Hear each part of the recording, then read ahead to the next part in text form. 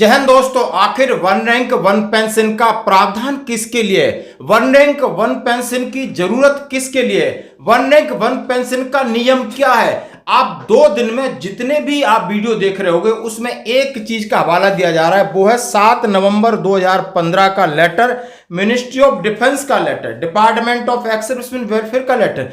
क्या है पॉलिसी? वो पॉलिसी लेटर है जो कि स्टार्टिंग में बनी थी और उसी के हिसाब से क्या one rank one pension revision हो रही है। क्या उसमें क्या क्या प्रावधान है, किसको मिलेगी नहीं मिलेगी, यदि किसी को कम मिली है या कोई अनोमलीज है तो क्या उसके लिए कोई जुडिशरी कमेटी का प्रावधान है या सरकार अपनी मनमानी से जो भी चाहेगी करती रहेगी। हाँ जी दोस्तों, ये लेटर आपके सामने, ये लेटर यदि आप ओआरओपी के बारे में सुनते हो या ओआरओपी के बारे में समझते हो या ओआरओपी के आप हकदार हैं तो ये लेटर अपने पास रखो, ये लेटर अपने पास रखिए, समझिए। नहीं तो जो मैं आपको इस लेटर के बारे में बता रहा हूं जरा ध्यान से सुनिए दोस्तों।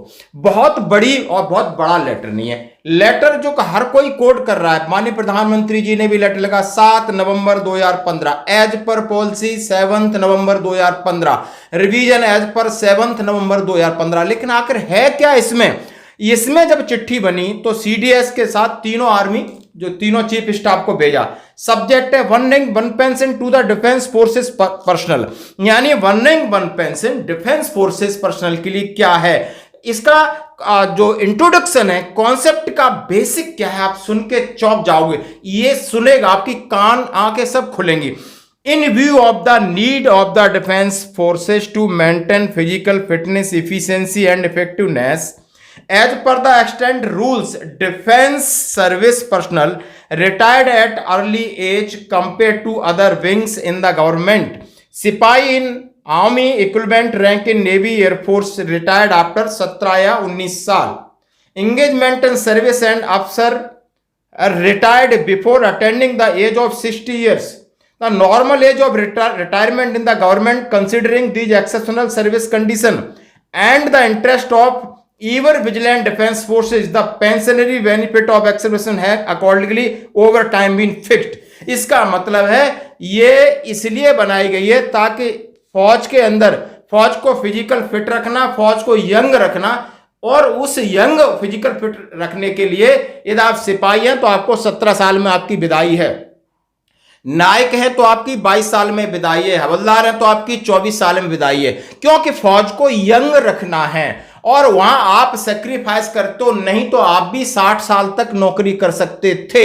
और समझ सकते हो, उन्होंने कहा है कि बाकी गवर्नमेंट के जॉब है, बॉस अधिकारी जब 60 साल में अपनी पूरी सर्विस करते हैं, 50 प्लस करते हैं, 55, 56, 58, तो इनको एक बेनिफिट मिलना चाहिए। तो उनको बेनिफिट मिलना चाहिए किनको? जो ईयरली एज में आ रहे हैं, सीधा सीधा लिखा है, और 60 साल, क्योंकि उनका हक बनता है, क्योंकि उनकी लाइबिलिटीज होती हैं उस घर में। तो आप समझ गए किसके लिए थी? जवानों के लिए थी। सीधा जो जल्दी रिटायर होते हैं। मिल किसको रही है आप समझ सकते हो। तो सबसे बड़ी चीज यहां पर आप कॉन्फ्लिक्ट समझ सकते हो कि हमारे साथ क्या हुआ। दूसरा, it has now been decided to implement one rank one pension for the ex serviceman with effect from 1/7/2014। इसीलिए डिसाइड किया गया कि 1 जुलाई 2014 से वन रैंक वन पेंशन का पहला वर्जन, पहला प्रावधान आया। OROP implies the uniform pension to be the defence forces person retiring the same rank and same length of service regardless of their date of retirement, which implies bridging the gap between the rates of pension of current and past pension of periodic intervals। उन्होंने कहा हर 5 साल के बीच में हम जो current जो भी pension आया हो, पुराने पेंशन को same rank same length of service के बाद में इक्वलाइजेशन किया जाए, जैसा कि आप परिभाषा समझते होंगे। अब इसके salient features of OROP are as follow. इसके क्या क्या चीजें हैं वो जरा सुनिए, ये आपको सुनना पड़ेगा, ध्यान से सुनना पड़ेगा। To begin the pension of the past pension would be refixed, यानी उन्होंने कहा है कि जो जैसे 1 जुलाई 2014 को जब पहला फिक्स हुआ तो 30 जून 2014 तक के जितने पुराने पेंशन हैं और 2013 को बेस रख करके सबकी बराबर फिक्स कर दी। 2013 के जो पेंशनर थे उसके हिसाब से जितने पीछे रिटायर थे उसमें प्रीमेचर, मेडिकल जो भी थे सबको कंसीडर किया गया, बिल्कुल, और हुआ भी ऐसा ही। सर्कुलर 555 इसका गवाह है। दूसरी बात, pension will be refixed for the pension of the basis of the average minimum and maximum, और आधार क्या रखा, मिनिमम और मैक्सिमम। यानी 2013 में एक हवलदार है, यदि वो 26 साल सर्विस करके आया तो उसका, एयरफोर्स वाले का यदि वो सार्जेंट है तो उसका मान लो कितना है, 27,000 है या 28,000 है, नेवी वाले का 27,000 है, आर्मी वाले का 25,000 है, तो दोनों का मीन करके 26,000 फिक्स कर दिया, उसके हिसाब से सबको लेवल कर दिया, इक्वलाइजेशन कर दिया। Second point. Third point, pension for these drawing about the average shall be protected. Pension for these drawing above the average shall be protected. यदि आप यानी एवरेज किया तो किसी के 27,000 है, उसकी कम नहीं की जाएगी, वो ऊपर है तो ऊपर ही रहेगी, वो प्रोटेक्टेड है। Then arrear will be paid for equal half yearly installment. However, the all family pension, including those received special leverage family pension or guarantee award winners shall be paid arrear in one installment. यानी जो arrear है 4 किस्तों में दिया जाएगा, बाकी guarantee award है, family pension है, और उनका आप समझ सकते हो वन टाइम किया जाएगा। In future the pension would be refixed every 5 year. In future यानी 1 जुलाई 2014 की बात 1 जुलाई 2019 को होना था, लेट हुई क्योंकि मामला कुछ कोर्ट में, सुप्रीम कोर्ट में था। फिर 1 जुलाई 2024 का प्रावधान है, हर 5 साल के गैप में ये आपका इक्वलाइजेशन होगा।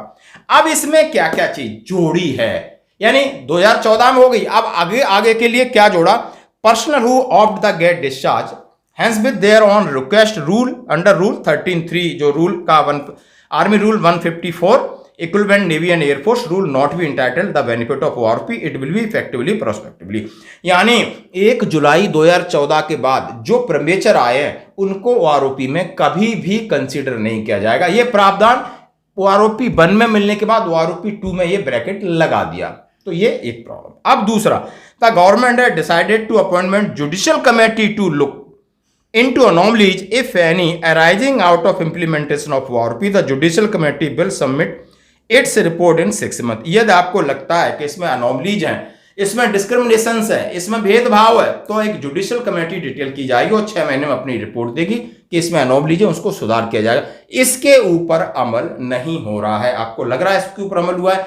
कितनी सारी जंतर मंतर पर प्रोटेस्ट हुए, रामलीला मैदान पे कितने ज्ञापन दिए, लेकिन सरकार ने कान बंद किए, आंखें बंद की, लेकिन अब चुनाव में झटका लगाया तो थोड़ा खोलना शुरू किया है। तीसरा point, the detail instruction relating implement of ORP along with tables indicated revise pension for each rank and each category shall be issued separately. और कहा है कि उसका पूरा जो टेबल्स है, हर रैंक के हिसाब से, टेबल नंबर के हिसाब से हर कोर्ट उसके अलग इशू जाएगी। The issue with accordance finance division the ministry vide so and so. उन्होंने कहा जो फाइनल है, और ये है लेटर के दाम्यांथी हैं जो जॉइंट सेक्रेटरी। तो दोस्तों ये है, यानी ये ORP किसके लिए थी, मैं कंक्लूड करूं तो अर्ली एज वालों के लिए थी। मलाई किसने मारी, किसी और ने मारी। दूसरा था ये सबके लिए थी, लेकिन PMR बीच में ऐड कर दिया, उनको हटा दिया। तीसरा, यदि इसके अंदर गड़बड़ी है तो इसमें सुधार के लिए एक जुडिशियल कमेटी है, तो वो रोक दिया, इसलिए अब जबरदस्ती थोप दिया, और इसलिए ये सारी प्रॉब्लम्स हुई है, क्योंकि ये ज्यादा फंड था, ये अधिकारियों के उसमें चला गया, जो कि कम थे। आप 10 से 12% लोग ज्यादा इसका फायदा उठा गए, और ये सबसे बड़ा गवर्नमेंट को घाटा है, और इस ORP का इंप्लीमेंटेशन में ही सबसे बड़ी प्रॉब्लम है। आप इससे सहमत हैं? आप लेटर चाहिए तो मेरे WhatsApp पे फोन करिए, मैं पक्का भेजूंगा ये असली लेटर। धन्यवाद।